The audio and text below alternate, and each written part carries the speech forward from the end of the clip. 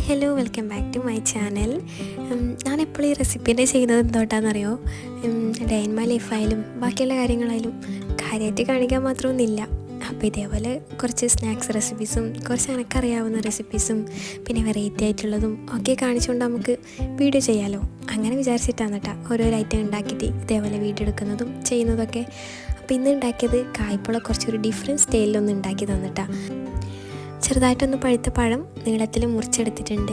എന്നിട്ട് ഒരു പാൻ വെച്ച് ചൂടാക്കിയിട്ട് നെയ്യ് ഒഴിച്ച് കൊടുക്കുന്നുണ്ട്.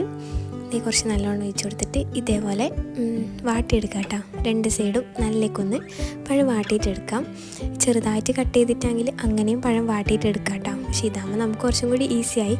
എന്നിട്ട് കുറച്ച് അണ്ടിപ്പരിപ്പ് ചെറുതായിട്ട് കട്ട് ചെയ്തതും തേങ്ങയും പഞ്ചസാരയും ഇതൊക്കെ ഇട്ടിട്ട് നല്ലേക്കൊന്ന് റോസ്റ്റ് ചെയ്തെടുക്കാം. നമ്മൾ കായടൊക്കെ ഉണ്ടാക്കാൻ വേണ്ടിയിട്ട് ഫില്ലിങ് ഉണ്ടാക്കില്ലേ തേങ്ങൻ്റെ, അതേപോലെ തന്നെ. അപ്പം നല്ലേക്കൊന്ന് വഴറ്റിയെടുത്തിട്ട് അതിലേക്ക് ഏലക്കായ് പൊടി ഇട്ട് കൊടുക്കുന്നുണ്ട്. അപ്പോൾ ഇത്രയെല്ലാം ഫില്ലിങ് റെഡി ആയിട്ടുണ്ട്.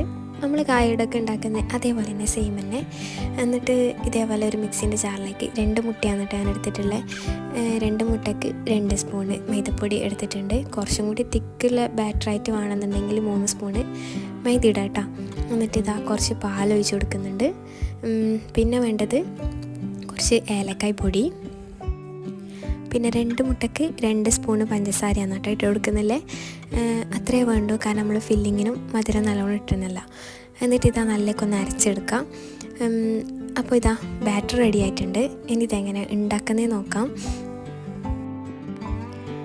പാനൊന്ന് ചൂടാക്കി എടുത്തിട്ട് നെയ്യാക്കി കൊടുത്തിട്ടുണ്ട്. എന്നിട്ടൊരു 2 സ്പൂണോളം നിറച്ചും ബാറ്റർ എടുത്തിട്ട് ഇതേപോലെ ഒഴിച്ചു കൊടുക്കുക.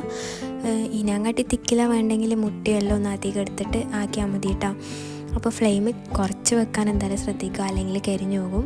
എന്നിട്ട് ഇതാ പഴം ഇതേപോലെ മേലോട്ട് നല്ലേക്കൊന്ന് വെച്ച് കൊടുക്കുക. ഞാനിപ്പം ഒരു കടി ഉണ്ടാക്കുന്ന രീതിയിലാണ് കേട്ടോ ഇത് കാണിച്ചിട്ടില്ലേ. എന്നിട്ടിതാ അതിൻ്റെ മേലെ ഇതേപോലെ ഫില്ലിങ് നല്ലോണം ഒന്ന് ഇട്ട് കൊടുക്കുക. ഫുള്ളായിട്ട് എല്ലാ ഭാഗത്തേക്കും ഇട്ട് കൊടുക്കുക കേട്ടോ. എന്നിട്ടൊരു 2-3 മിനിറ്റ് കഴിഞ്ഞാകുമ്പം ബാക്കിയുള്ള ബാറ്ററും കൂടി ഇതിൻ്റെ മേലേക്ക് ഒഴിക്കുന്നുണ്ട്. എല്ലാ ഭാഗത്തും നല്ലേക്കൊന്ന് ഒഴിച്ചു കൊടുക്കുക. എന്നിട്ട് വേണമെങ്കിൽ ഇതിൻ്റെ മേലെ നട്ട്സോ എല്ലാം വെച്ച് കൊടുക്കാം. ഞാൻ പഴം വാട്ടിയത് കുറച്ച് ബാക്കി ഉണ്ടായിട്ട് ഇതേപോലെ കട്ട് ചെയ്തിട്ട് മേലെ ഒന്ന് വെച്ച് കൊടുത്തിന് കേട്ടോ. എന്നിട്ട് ഫില്ലിങ് എന്തായാലും മേലെ ഇതേപോലെ ഇട്ട് കൊടുക്കണം കേട്ടോ.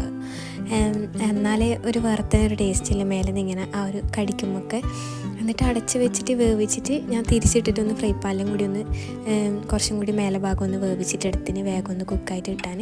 അപ്പോൾ ഇത്രയും ഒരു 10 മിനിറ്റ് കൊണ്ട് തന്നെ റെഡിയായി കിട്ടും. മെയ്ത് ഇട്ടിട്ടാക്കുന്നില്ലേ, ചായൻ്റെ കൂടെ കേൾക്കാൻ അടിപൊളിയാണ്.